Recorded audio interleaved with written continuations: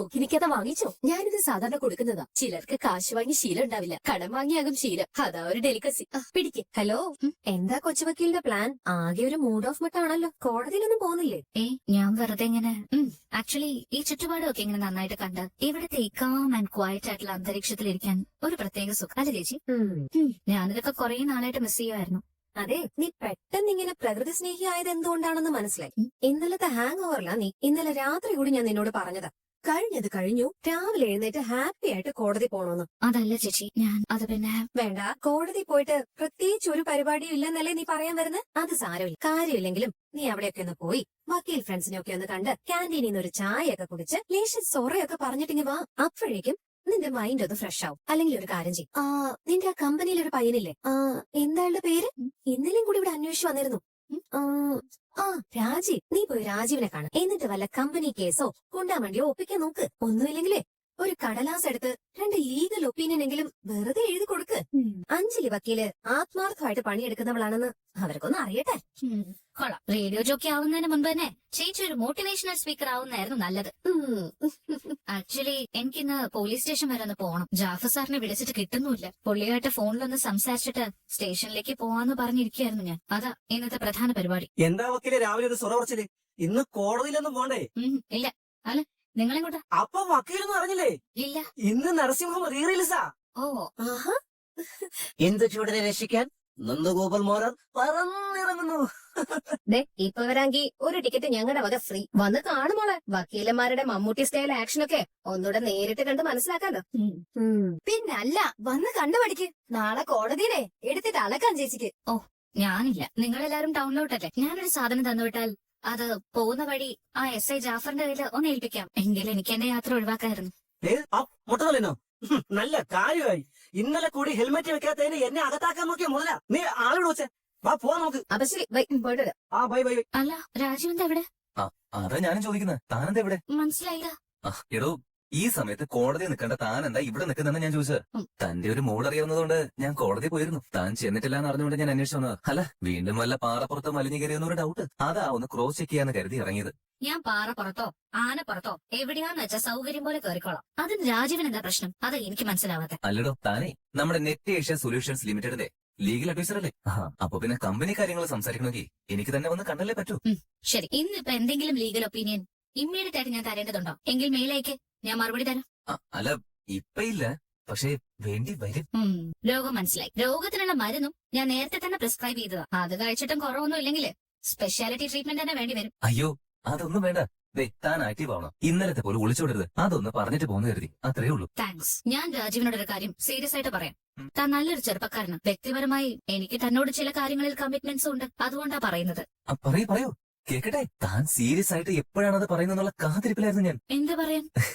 I love you എന്ന്. Rajeev please, എനിക്ക് തന്നെ കുറിച്ച് കൂടുതലൊന്നും അറിഞ്ഞുകൂടാ. ഞാൻ ഊഹിക്കുന്നത് താൻ ഏതോ വെൽ ഓഫ് ആയ ഫാമിലിയിലെ ഏവർക്കും പ്രിയപ്പെട്ട ഇളമുറക്കാരനാണെന്ന്. അതല്ലേ തനിക്ക് വേണ്ടി പണ്ട് ചേട്ടനൊക്കെ വിളിച്ച് തമാശ മട്ടിൽ സംസാരിച്ചത്?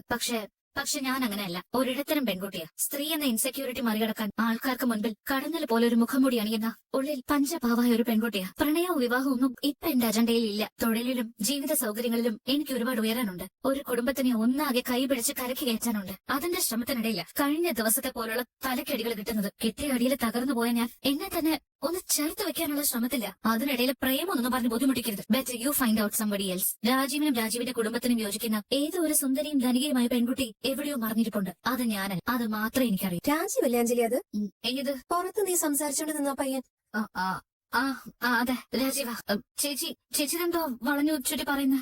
രാജീവ് എനിക്ക് വെറും ഫ്രണ്ടാണ്. അതൊക്കെ എനിക്ക് മനസ്സിലായി. പക്ഷേ കൂടുതൽ മനസ്സിലായ മറ്റൊരു കാര്യമുണ്ട്. Is not just a friend, more than a mere friend. Is a well wisher. നിനക്ക് നല്ലത് വരണമെന്നും നീ ജയിച്ച് മുന്നേറണമെന്നും ആഗ്രഹിക്കുന്ന വലിയൊരു മനസ്സ് അത് അയാൾക്കുണ്ട്. അതുകൊണ്ട് നീ ആ പയ്യനെ വെറും ഒരു ഫ്രണ്ടിന്റെയോ സഹപ്രവർത്തകന്റെയോ ചെറിയൊരു കോളത്തിൽ എഴുതി ചേർക്കരുത്. അതിലും വലിയൊരു മനസ്സ് നിന്നോട് അയാൾക്കുണ്ട്. അത്രേ എനിക്കൊരു അഭിപ്രായം പറയാനുള്ളൂ. ജീവിതം നിന്റെയാ. സ്വീകരിക്കാം, തള്ളിക്കളയാം. It's up to you. That's all your lordship. അനുവാണല്ലോ. ശരിയെന്നാ. ഹലോ. എന്താ അമ്മേ വിശേഷം? എന്ത് പറയുന്നു? അമ്മയുടെ പൊന്നാര വക്കീല് മോള്. ആര്? അഞ്ജലിയോ? അല്ലാതെ അവിടെ വേറെ വക്കീലന്മാരും ഇല്ലല്ലോ. ഓ, അത് ഞാൻ ഓർത്തില്ല. ഷെഡിൽ കയറിയ ഓൾഡ് മോഡൽ അവിടെ ഒരെണ്ണുണ്ടല്ലോ അച്ഛൻ വക്കീല്. നീ കാര്യം പറയാനുപമേ. പ്രത്യേകിച്ചൊന്നുമില്ല. ഇന്നലെ കോടതിയിൽ കയറാൻ പറ്റാതെ പോയ വക്കീല് പെണ്ണ് വീട്ടിൽ വന്ന് വല്ല ഷോയും കാട്ടിയോന്നറിയാൻ വിളിച്ചതാ. എന്ത് ഷോ? അല്ല, എന്ത് ഷോയും കാട്ടാലോ അവൾക്ക്, പ്രായം അതല്ലേ. അവൾ ഇനി ഈ കേസ് പറയാൻ കോടതിയിൽ വരില്ല. അത് ഞാൻ നിനക്ക് തന്ന വാക്കാ. അതുപോലെ തന്നെ അവൾ ഇന്നലെ കോടതി കയറിയില്ല. എന്താ, നിനക്കത് പോരെ? അമ്മ ചൂടാവല്ലേ. ഞാൻ ഈ പറയുന്നത് എനിക്ക് വേണ്ടിയല്ല, അമ്മയുടെ പൊന്നാര മോൾക്ക് വേണ്ടി തന്നെയാ.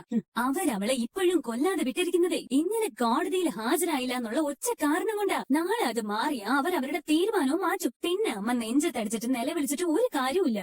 മതി പറഞ്ഞു പേടിപ്പിക്കുന്നത്. അവൾ ഇനി വരില്ല എന്ന് ഞാൻ പറഞ്ഞല്ലോ. ഇന്ന് രാവിലെയും അവൾ അക്കാര്യം അച്ഛനോട് പറയുന്നുണ്ടായിരുന്നു. അതുകൊണ്ട് നീ ഇനി അഞ്ജലിയെ കുറിച്ച് ആലോചിച്ച് ടെൻഷൻ അടിക്കണ്ട. അത് കഴിഞ്ഞു. അയ്യോ, അച്ഛന്റെ കാര്യം ഞാൻ അങ്ങോട്ട് പറയാൻ വേണ്ടി വരുമായിരുന്നു. എന്ത് കാര്യം? ആദർശധീരനായ അഡ്വക്കേറ്റ് ശിവരാമകൃഷ്ണനെ ഞാൻ കണ്ടിരുന്നു, നേരിട്ട് തന്നെ. നീ അച്ഛനെ കണ്ടുവന്നോ? എപ്പോ? എവിടെ വെച്ച? ഇവിടെ വെച്ചെന്നുള്ളതല്ല, ഏത് കോലത്തിലെ കണ്ടു എന്നുള്ളതാണ് പ്രധാനം. എനിക്കൊന്നും മനസ്സിലായില്ല.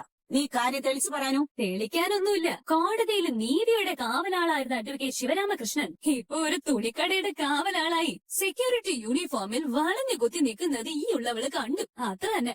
സെക്യൂരിറ്റി യൂണിഫോമിലോ? നീ ഇതെന്താ പറഞ്ഞു വരുന്നത്? ഹോ, എന്തായിരുന്നു അപ്പൊ സാറിന് ഒരു വെപ്രാളവും പരവേശവും? വലിയ ആദർശധീരനല്ലേ ശിവരാമകൃഷ്ണൻ വക്കീല്. എന്നിട്ടിപ്പം നക്കാപ്പിച്ച ശമ്പളത്തിന് തുണിക്കടയില് സെക്യൂരിറ്റി പണി. കഷ്ടം തന്നെ.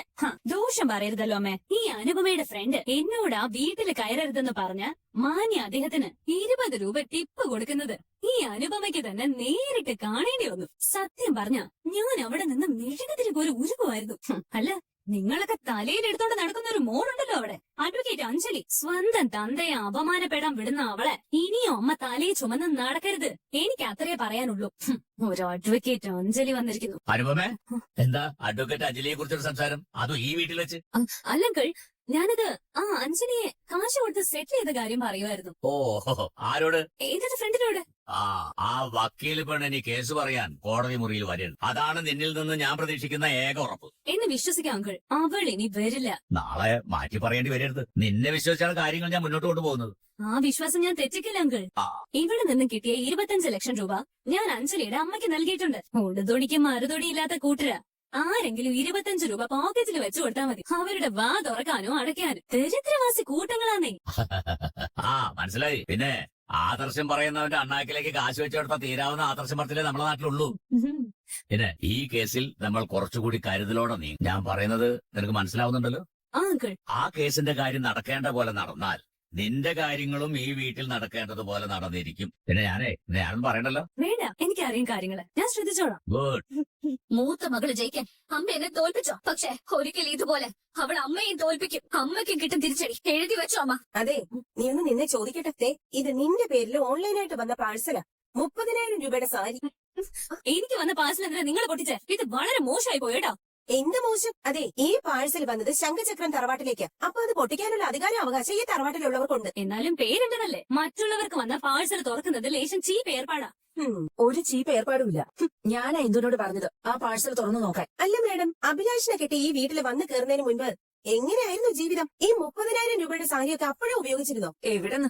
ഇവളെ ഇവളുടെ വീട്ടുകാരും കൂടി ഇത്രയും നാൾ ഉപയോഗിച്ച ആകെ തുണിമണികളുടെ വില എടുത്താൽ പോലും 30,000 വരില്ല. ആ മതി പരിഹസിച്ചതും കൈകൊട്ടിയതും ഒക്കെ. 30,000-ന്റെ ആയാലും 50,000-ന്റെ ആയാലും ഞാൻ ഉപയോഗിക്കുന്നത് എന്റെ ഭർത്താവിന്റെ കാശ. അതിനാരോടും കണക്ക് പറയേണ്ട ബാധ്യത എനിക്കില്ല. പിന്നെ ഞാൻ ഇത്രയും ചെലവാക്കുന്നതില് ഇവിടുത്തെ കുടുംബത്തിലെ കൊച്ചമ്മമാർക്ക് കുരു പൊട്ടേണ്ട കാര്യമില്ല. ഞാൻ 30,000 രൂപ ചെലവാക്കിയെങ്കിൽ അതിന്റെ ഇരട്ടിക്ക് ഈ കുടുംബത്തിന് വേണ്ടി പണിയും എടുക്കുന്നുണ്ട്.